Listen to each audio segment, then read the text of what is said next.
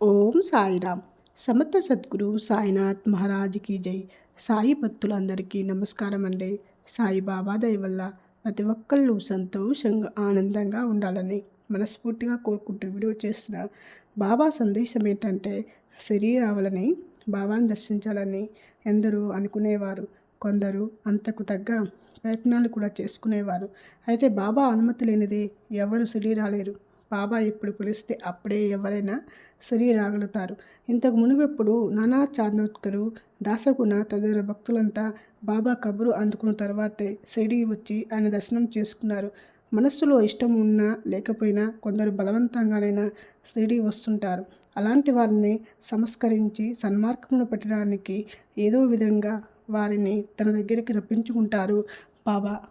బాబా అంటే ఇష్టం లేని వారు కూడా ఆయన దర్శనం చేసుకున్న మరుక్షణమే అనూహ్యమైన మార్పు కలిగి ఆయన పాదదాసులుగా మారిపోతారు.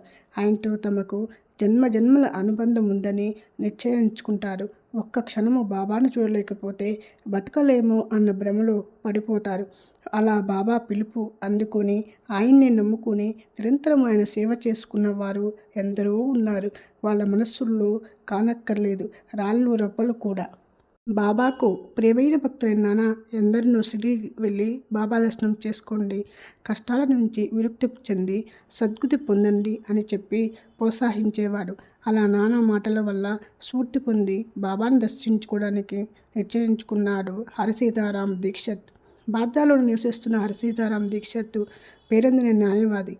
ఆయన ఎవరి తరపునైనా కేసు పెట్టాలంటే ఆ వ్యక్తి పక్షాన న్యాయం ఉన్నట్లే న్యాయమూర్తులు భావిస్తారు. ధర్మాన్ని, న్యాయాన్ని, దైవాన్ని మనస వాచ కర్మన నమ్మి ఆచరించే దీక్షిత్కు ఒకసారి జరిగిన ప్రమాదంలో కాలు విరిగింది.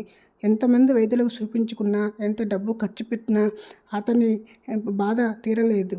ఇప్పుడు బాబా గురించి నాన్న చెప్పిన మాటలు విని, బాబా దివ్యలీల గురించి తెలుసుకొని, ఆ బాబాయే నా భగవంతుడు, బాబా మాత్రమే నన్ను ఉద్ధరించగలడు అని నిశ్చయించుకున్నాడు.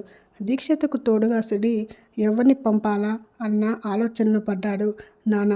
కొంతకాలం తర్వాత పని మీద అహ్మద్ నగర్కు వచ్చిన దీక్షిత్ బాబా భక్తుడైన మినీకర్ ఇంట్లో బస చేసి తన మనసులోని కోరిన బయట పెట్టాడు.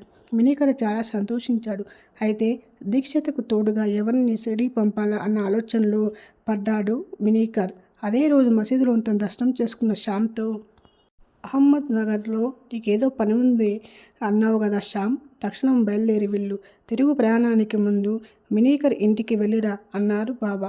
ఎంతో కాలంగా తాను అహ్మద్ నగర్ వెళ్ళటానికి అనుమతి అడుగుతుంటే ఎన్నోసార్లు అనుమతి ఇవ్వకుండా మౌనం వహించిన బాబా ఇప్పుడు తాను కోరకుండానే అహ్మద్ నగర్ ప్రయాణానికి అనుమతి ఇచ్చేసరికి ఆశ్చర్యంతో పాటు ఆనందించాడు శ్యామ్. శ్యామ్ ప్రయాణానికి కావలసిన ఏర్పాట్లు చేసుకొని మరలా బాబా ఆశీస్సుల కోసం వచ్చాడు.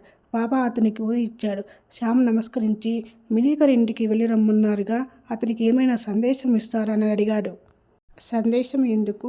దేహానికి అవిటితనము ఉన్నా పర్వాలేదు, మనసులోని అవిటితనము ధ్వజించే మనశ్శాంతి అని చెప్పి మౌనం వహించారు. బాబా ఆ మాటలకు విస్తబోయాడు శ్యామ్. బాబా ఎవరి గురించి ఆ మాటలు అంటున్నారు? శ్యామ్ అహ్మద్ నగర్కు వెళ్ళి బాబా అనుగ్రహంతో తాను వచ్చిన పని నిర్విఘ్నంగా జయప్రదంగా పూర్తి చేసుకున్నాడు. ఆ సాయంత్రానికి కానీ పని పూర్తి కాదనుకున్నాడు శ్యామ్. కానీ మధ్యాహ్నానికి పని పూర్తవడం చేత మినీకర్ ఇంటికి వెళ్ళాడు. అనుకోకుండా వచ్చిన శ్యామ్ను చూడగానే బాబాయే తన ఇంటికి వచ్చినంత ఆనందంగా మినీకరు సంతోషపడ్డాడు. ఓం సాయిరామ్.